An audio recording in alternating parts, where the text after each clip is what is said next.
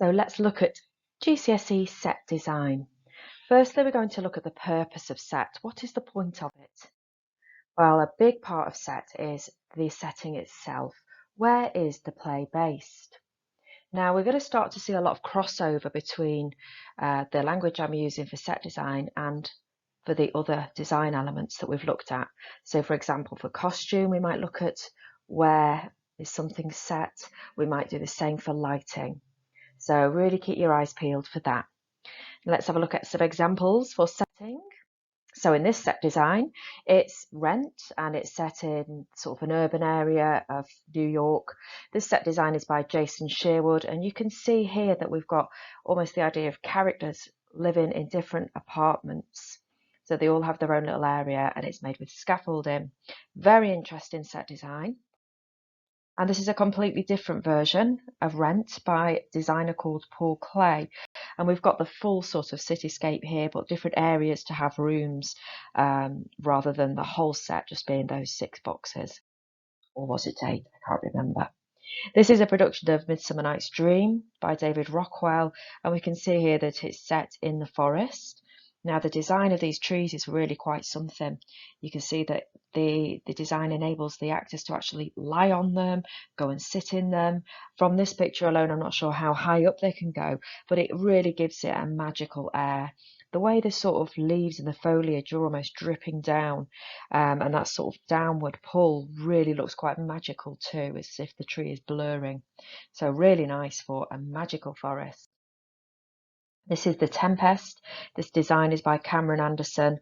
And we can see that the main feature of this set is this curly piece of wood. Now, The Tempest is about a shipwreck. So we can see that this wonderful curved wooden structure is sort of assuming that it's the ship that has been shipwrecked. We've got a sail there, we've got a ladder, so we can see that the actors can actually go up high, giving us lots of different levels. The floor as well has some curved shapes on it which reflect the curves of the shipwreck. So it's giving us the setting. It's not naturalistic.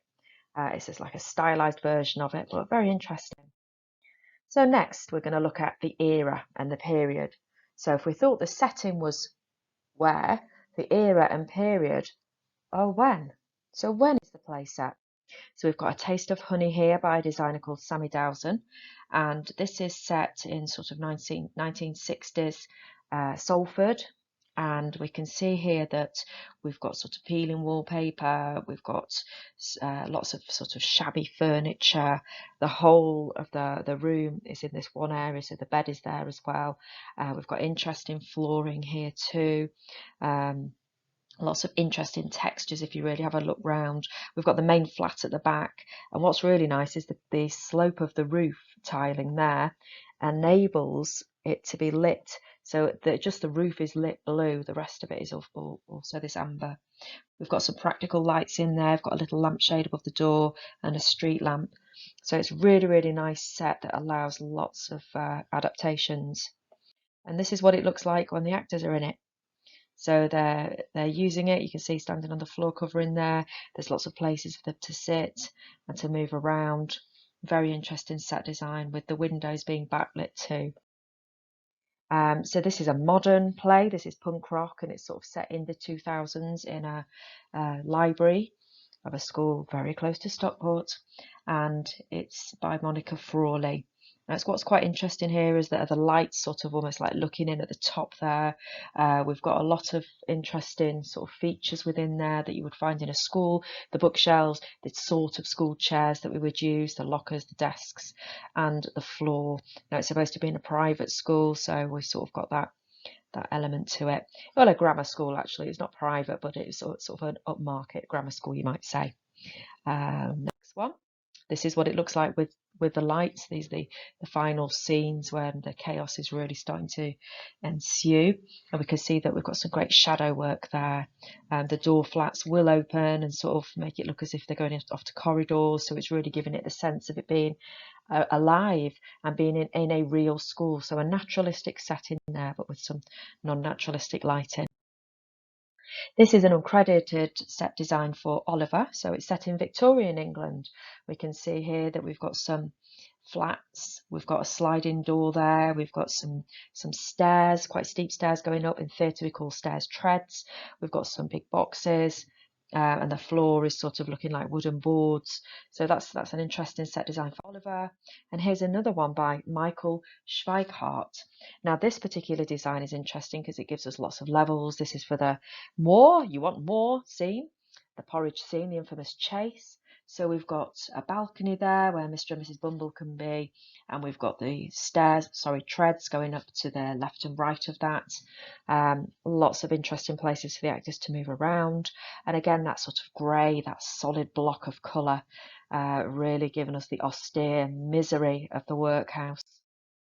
This is Abigail's Party, so this is set in the 1970s. So Mark Campbell did the set design for this particular one, and we can see those wonderful 1970s wooden veneers in the unit at the back that's displaying all of the drinks. She has a lovely drinks cabinet, and she's got the lovely little door handles on those lovely details. We've got the table, which is a wooden veneer, and the chairs neatly underneath with a candlestick to show her aspiring upward class mobility. We've got the 1970s two sort of curved chairs. There's a name for those, I've forgotten it, and some bamboo and wicker on the coffee table. The poof on the floor, very 1970s. The very strong patterns that we've got on the wallpaper, and the sort of pale green floor covering to tie it all together. Firmly set in the 1970s. Another thing that set can provide is an insight into the themes of the play and symbols of the play. Now, these will just be there on stage without us even needing to ask. They will just pop out at us. We will read them as audience members through semiotics. We will feel them, we will get it, and it will mean something to us. So Bunny Christie, who did the set design for Curious Incident, her world that she made here was Christopher's world. So the whole of the set is Christopher's mind. Very interesting, symbolic way of presenting it. This is a play called The Valley. I've not seen this play, but it's about mental illness, and it's a symbolic sort of set.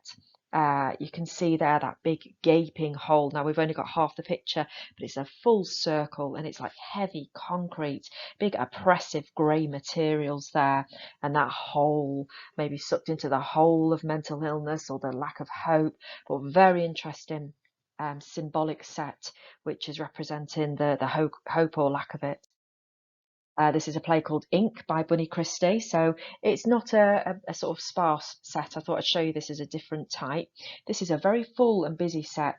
And the way that all the desks are piled up at the back gives it such a height and energy. The actors can run up it and sort of throw down these big pieces of paper. It's set in a newspaper office where they're printing newspapers. So it's about Rupert Murdoch when he bought the Sun, or when he bid for it. So the set is really symbolising this ultra busy, chaotic world of a newspaper. We can see here that the desks that are piled on top of each other are used later on for actors to pull pieces of material and ribbon, giving us that sort of crisscross structure. So being able to use that very creatively. Other things that we do with set, we have to be cohesive. Now, cohesive means that everything pulls together. If something is cohesive, it's sticking, like adhesive, but that's a glue. Cohesive means all the different elements they do cooperate with each other and come together and stick. So that means the costume and the lighting and the setting and the sound design and any other elements that you have within there, they all work together and interact with each other. So our word there is cohesive.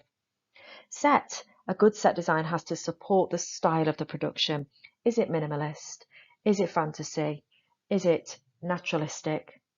Is it symbolist? It has to support that style. And the main thing that it has to do is create this world of the play.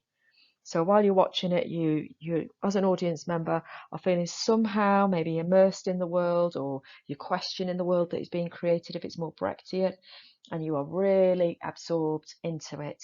There's something aesthetic about it. There's something visually pleasing, something maybe arresting about it, meaning it stops you in your tracks. So something stunning to look at. So we can see these photos A lot of these are actually from the Royal Exchange, which is our local theatre. All the set and other elements are working cohesively together. You can see here that this is Macbeth, played by a woman here, Lucy, and we've got you can imagine the witch's cauldron here, the smoke sort of oozing up through the grids. They do use a lot of water on stage at the Royal Exchange, which is really quite exciting when it starts to rain on stage. But you can see that the colours of her costume, the makeup, the smoke, the water, the set design, all comes together. This is another play at the Royal Exchange, and Frances O'Connor did this set design, and we can see here that the gypsy, this world, this bright world about show business, it's going with the costume elements and the light. It is all working together. Guys and Dolls, again at the Royal Exchange, we've got Nigel Lilly, who did the set design for this one. We can see that the era, the style, everything is coming together. The colours are really blending well. Even though it's very blue, it's still visually quite stunning through the use of the lighting, through the levels that are offered. Great set design. And Anna Fleischler, she did the set design for West Side Story at the Royal Exchange. And West Side Story is sort of set in the 1950s in New York. We've got two gangs. It's like a modern day Romeo and Juliet, the Sharks and the Jets. And instead of it being like these big sort of tall buildings with fire escape zigzagging down, it's a very pared back set. You can see that you've just got the outlines of scaffolding for the actors to run up and climb up and things like this. So quite a minimal set, but again, really related to the world of the play. We can see that in some of the other sequences. We've got the sort of pedestrian crossing effect on the road. Really interesting. So Maria looking down. Really interesting not to use solid floors there. I've got glass floors so we can sort of see through. There's a lot of, it feels very spacious and airy. And again, white, quite a symbolic colour, the purity, the desire to be free from gangs and just to follow the pursuit of love. So overall, what's the purpose of set design? It's got to give us the setting. Where is it set? Again, rules are there to be broken, so it might just totally ignore that and think it's not about the where, it's about all the things that are important. So just as I give you a definition, I take it away from you again. So it may give you the setting, it may give you the period and era, the when. It may well give you the themes and the symbols if that's considered to be more important than the setting and period. It certainly wants to be cohesive, so interacting with the other design elements like the lighting and the costume, etc., supporting the style of the production and creating the world of the play.